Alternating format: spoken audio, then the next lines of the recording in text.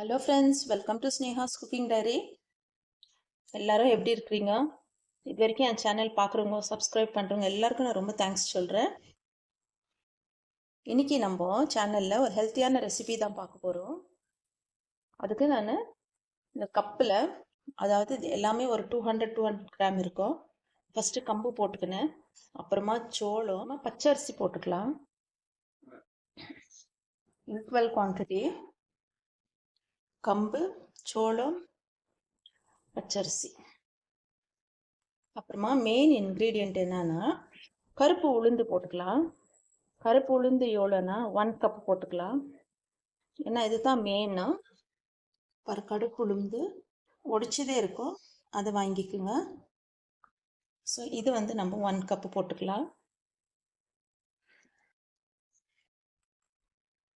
கம்பு இது 200 கிராம்னா இது 200 கிராம். சோளம் அரிசி 200 கிராமு.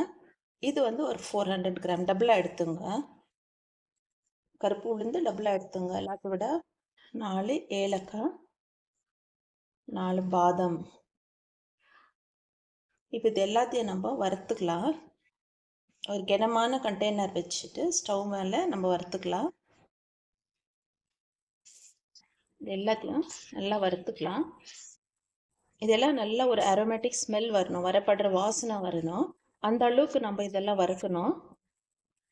நான் சொன்னேன் இல்லைங்களா, ஹெல்த்தியான ரெசிபி தான் நம்ம செய்ய போகிறோம் இன்றைக்கின்னு. இது வந்து நான் பிரேக்ஃபாஸ்ட்டுக்கு தான் செய்கிறேன்.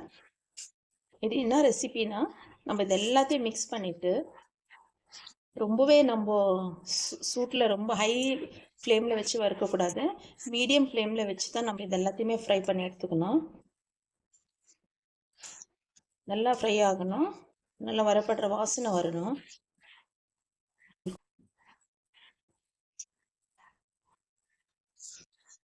இந்த உளுந்து, இந்த கம்பு, இந்த சோளம் இதெல்லாமே ரொம்ப ஸ்ட்ரென்த்து. முக்கியமாக உளுந்து வந்து போன் கலர் ரொம்ப ஸ்ட்ரென்த்து. நம்ம கைவிடாமல் மிக்ஸ் பண்ணிகிட்டே இருக்கலாம். அப்படியே விட்டுட்டோம்னா ஒன் சைடு மட்டும் ஃப்ரை ஆகும், இன்னொரு சைடு ஃப்ரை ஆகாது. அப்போ நம்ம இப்படியே மிக்ஸ் பண்ணிகிட்டே இருக்கலாம் மீடியம் ஃப்ளேமில் வச்சு. நம்மளுக்கு இதெல்லாம் ஃப்ரை ஆக ஆக இந்த உளுந்து வரப்படுற வாசனை ரொம்ப அருமையாக இருக்குது. நீங்கள் செப்பரேட்டாக கூட ஃப்ரை பண்ணிக்கலாம். ஒரு சின்ன கண்டெய்னர் தான் இருக்குது அப்படின்னு சொல்லும் போது, இல்லை எனக்கு வரப்படுறது எப்படி தெரிலன்னு போது நீங்கள் உளுந்து செப்பரேட்டாக, கம்பு செப்பரேட்டாக, சோளம் செப்பரேட்டாக, அரிசி செப்பரேட்டாக கூட ஃப்ரை பண்ணிக்கலாம். பாருங்கள், ஃப்ரை ஆயிடுச்சு.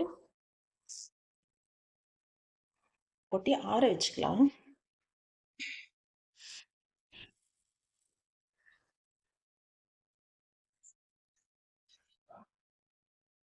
இது ஆறட்டும். நம்ம வறுத்த தானியம் எல்லாம் நல்லா கூல் ஆயிடுச்சு. ஒரு மிக்சி ஜாரில் போட்டு நம்ம கிரைண்ட் பண்ணின்னு வந்துடலாம். நல்லா ஃபைன் பவுடராக நம்ம கிரைண்ட் பண்ணின்னு வந்துடலாம்.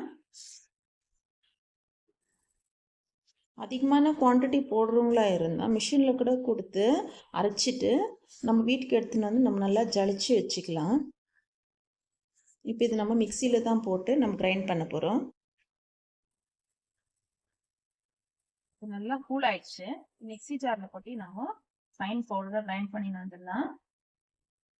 இது வரைக்கும் என் சேனல் சப்ஸ்கிரைப் பண்ணலன்னா சப்ஸ்கிரைப் பண்ணுங்கள், பெல் ஐக்கான் கிளிக் பண்ணுங்கள் ஃப்ரெண்ட்ஸ்.